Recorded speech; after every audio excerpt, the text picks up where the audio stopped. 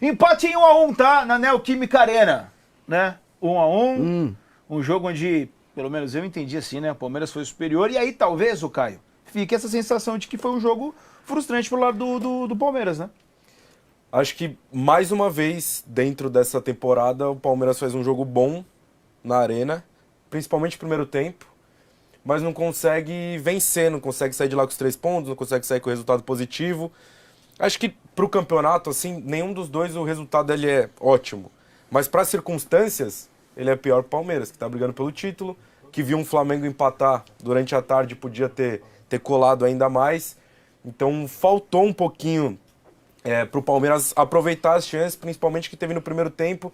Teve muito controle de jogo, acho que o jogo do Corinthians era mesmo esperar um pouquinho mais para tentar sair de vez em quando no contra-ataque. O Palmeiras conseguiu empurrar para trás, mas dava para ter matado o jogo no começo, e não matou, deixou vivo. E aí de novo numa bola aérea, assim como foi na Copa do Brasil, de novo o Gustavo Henrique, o Corinthians empatou, e daí o Hugo foi bem em alguns momentos também, e o Palmeiras não conseguiu vencer, 7 derbys do ano e só uma vitória. O Corinthians sai maior, eu acho, desse derby do que o Palmeiras. E aí, o Vitor Sérgio Rodrigues, mais uma vez, né? Talvez um filme repetido aí dos derbys, né, nesse 2025. Não todos, não todos. Alguns, mas, né? mas acho que alguns, né? Onde o Palmeiras ele consegue se impor, cria as melhores oportunidades, mas não consegue vencer, cara. É impressionante.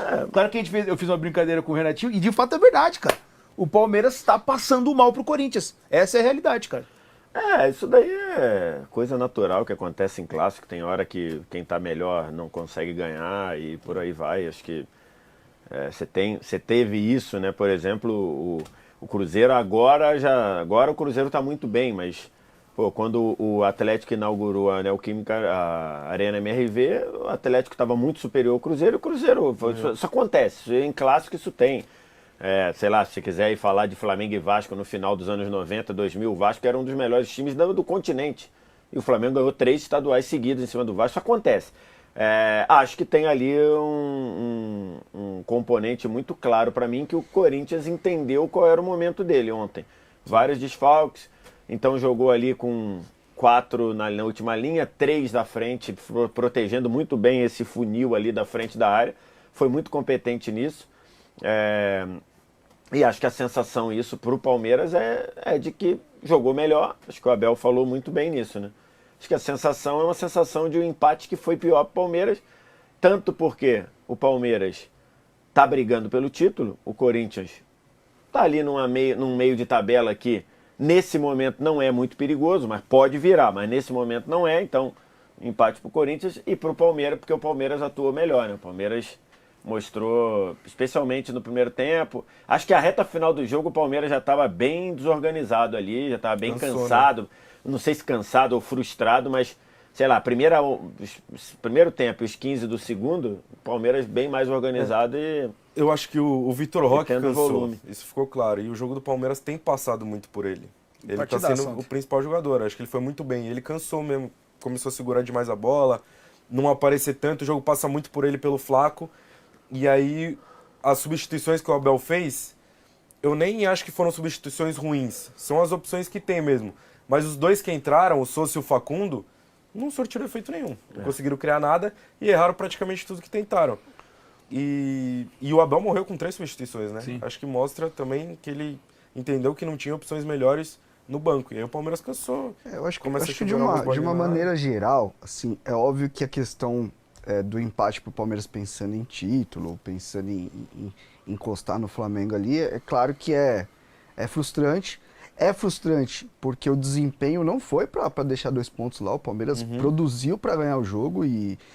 Só que eu acho que tem uma situação aí que às vezes um resultado assim acaba apagando.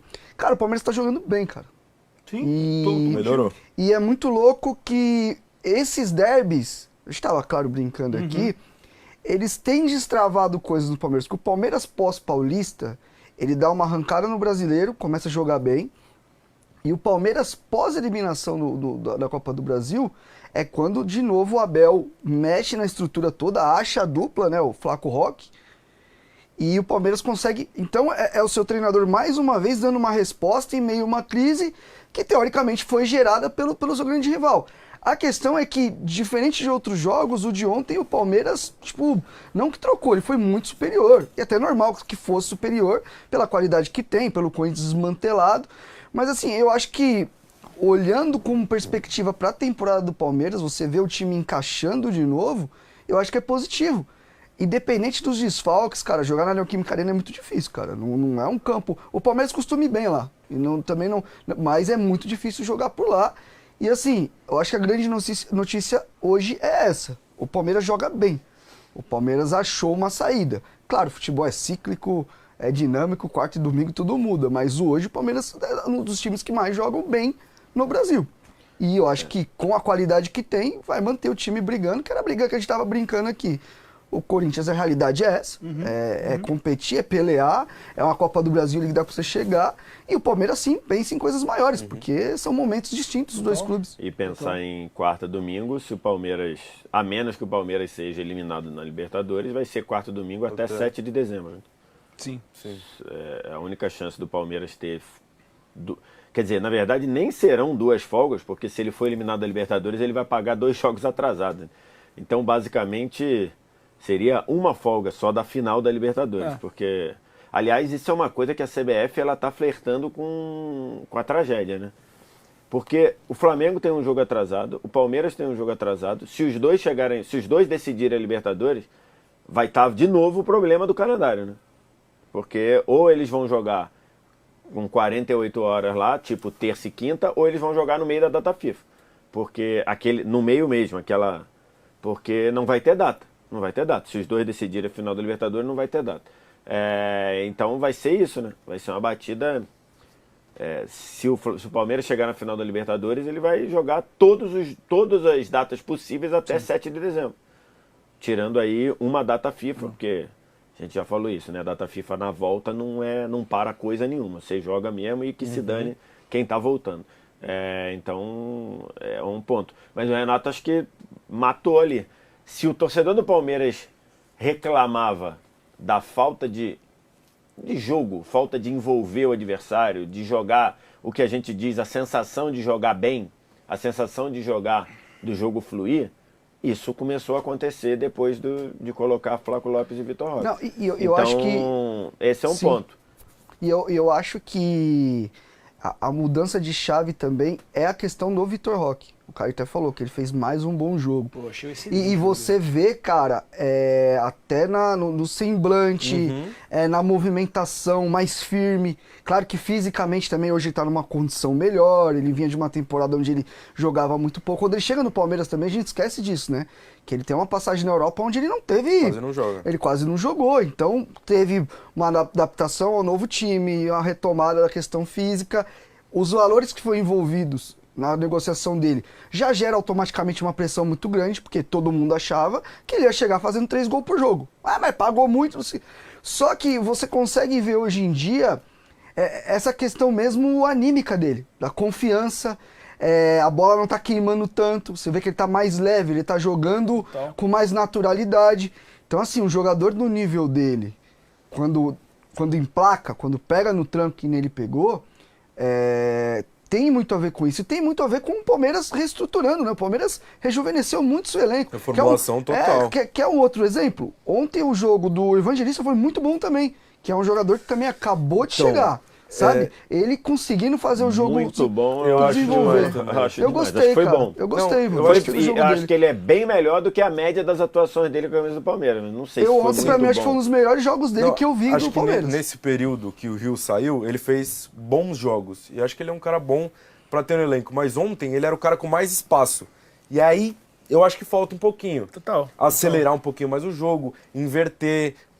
o controle, fazer o jogo passar pelo pé dele pra acelerar também. Fazer o que o Aníbal fez pro passe do Maurício. Isso, de repente... Exato. Eu acho que assim, o Evangelista, ele às vezes é muito burocrático, no sentido de a bola vem de um lado, volta sempre pro mesmo lado, e aí sempre um passe mais fácil, às vezes arriscar um pouquinho mais. Eu não acho que ele foi mal no jogo, mas eu acho que falta um pouquinho de dinâmica. E diferencial. Aí, o Andrés vem pra isso também, né? E aí o time... Mas assim, o time titular do Palmeiras acho que é esse. Tem um cara que sofre um pouquinho no esquema, que é o Maurício, mas acho que beleza, tá no pacote. Porque você tem que potencializar os caras que são os melhores caras do time. E no momento que você tem o Flaco e o Vitor Roque tão bem, os dois jogando por dentro, e acho que o Felipe Anderson foi um cara que deu um salto também com essa formação, e ontem ele fez um bom jogo. Você tem isso? O Maurício é um cara que mesmo quando ele não tá tão bem, ele cria oportunidades, dá assistência, faz gol e tal, ontem ele até perdeu o gol, mas eu acho que é uma questão de ajuste. Acho que o time titular do Abel é esse. Sim. Ponto. Vamos E escutar eu acho que o fato de ter essas variações para os 3 zagueiros, eu acho, e 2 atacantes, eu acho que pro Andrés isso é muito positivo. Porque o Andrés pode Pra ser encontrar. um segundo volante, mas com 3 atrás, com outro volante fazendo a sustentação. Eu tenho dúvida se o Abel usar a linha de 4, se o Andrés de fato vai ser o segundo. Porque aí eu acho que perde um pouco. Acho que dependendo do jogo, sim. Mas num jogo assim grande, aí eu acho que a tendência é ele reforçar com o outro e jogar com o Andrés. Mas quem seria? O outro, eu acho que ele pode ir com o próprio Evangelista. Eu acho Não, que tudo ele bem, pode com o ir... Evangelista sim, mas Pra mim tá muito claro que é só a acho que saída ele vai ser o do segundo. Evangelista eu acho que ele pro vai ser o Andrés. segundo também. É. Não, eu mas acho eu que ele digo que o pode fazer- Evangelista ele pode ir com um tripé no meio. Com Não, o primeiro beleza. É que eu volante. acho que pode, em alguns momentos, Sim. sim, plantar o Aníbal ou o Emiliano e botar, mas... Também. Agora, eu acho que pode acontecer de Aníbal, Maurício e Andrés, eu acho. Pra mim é o ideal. O que eu acho que ele pode fazer também, talvez, segurar um pouquinho nas laterais e aí volta o Giai no lugar do Kelvin pra você ter uma sustentação um pouquinho mais pelo lado pra você conseguir...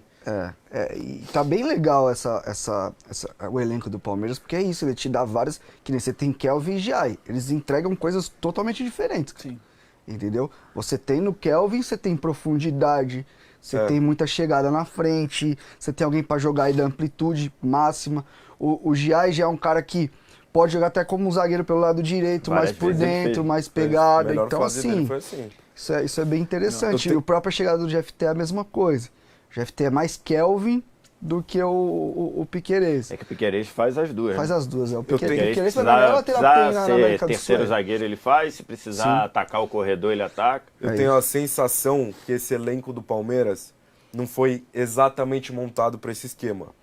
Então, em alguns momentos, as trocas... Qual?